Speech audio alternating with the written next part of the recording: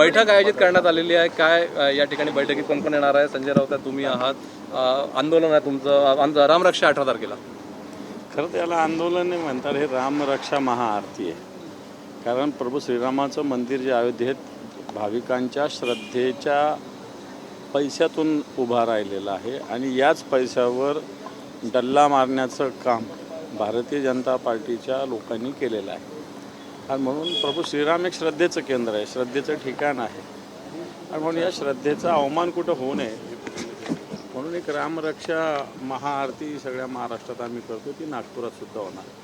आणि मला वाटतं कारण प्रभू श्रीरामाच्या श्रद्धेचा अवमान अशा पद्धतीनं देशात होत असेल तर मला वाटतं शिवसेनेनं सातत्यानं या श्रीरामाच्या मंदिराच्या आंदोलनाला पाठिंबा दिला आहे, नवा सहभाग घेतलेला आहे.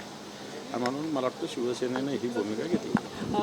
स्थानिक पदाधिकाऱ्यांनी या रामरक्षानंतर एक उद्धवजींची छोटी सभा व्हावी यासाठी स्थानिक पोलीस स्टेशनला पत्रही दिलं आहे. कशा स्वरूपाची सभा होणार आहे? नाही, मला ते माहिती नाही. हे रामरक्षा महाआरती महत्त्वाची तिच्यासाठी आलेले, कारण उगाच राजकीय बाकी सभा वगैरे मला नाही वाटत असं काही होऊ शकेल, ते मला जास्त माहिती आहे. परंतु महाआरती सगळ्यात महत्त्वाची आहे.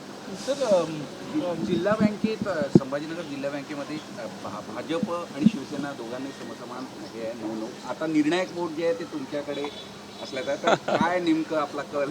नाही, माझी भूमिका अशी आहे की तिथं कोणताही पक्ष आणू नये, शेतकऱ्यांसाठी बँक या भूमिकेतूनच आम्ही इलेक्शन लढलेलो आहे.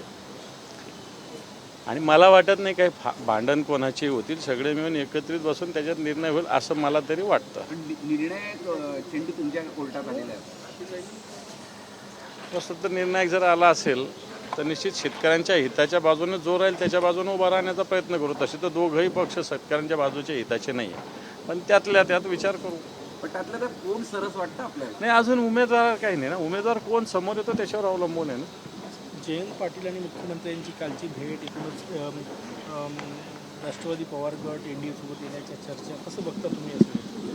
मला असं वाटत नाही काही कामानिमित्त जयंत पाटील साहेब मुख्यमंत्र्यांना भेटलेले आहेत.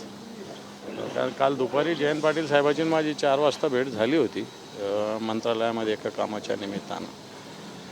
काही कामानिमित्त ते गेले असेल तर काही आपण सांगू शकत नाही, पण तरी कोणत्याही पक्षाच्या आणि कोणत्या व्यक्तीच्या मनातलं काही व्यक्त करणं अवघड आहे, हे तर नक्की. शक्यता तुम्हाला अशा वाटते का तुमचं हे जे वाक्य आहे इन्व्हर्टेड कामामध्ये, ते तुम्हाला काही शक्यता वाटते का? कारण यापूर्वी काही खासदार गेले आहेत तुमच्या मित्रपक्षाचे, तुमच्या पक्षाचे.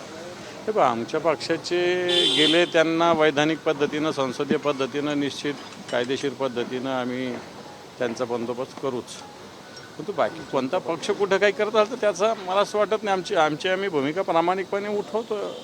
विरोधी पक्ष भारतीय जनता पार्टी, मला वाटतं ती आपल्याला सगळ्यांनाच निभावली पाहिजे. नाही तर वेगवेगळ्या तळ्यात मळ्यात भूमिका वेगवेगळ्या वेळी वेगवेगळ्या राहिल्या तर मला असं वाटतं जनतेचा विश्वाससुद्धा कमी होईल ना, ते महत्त्वाचं आहे.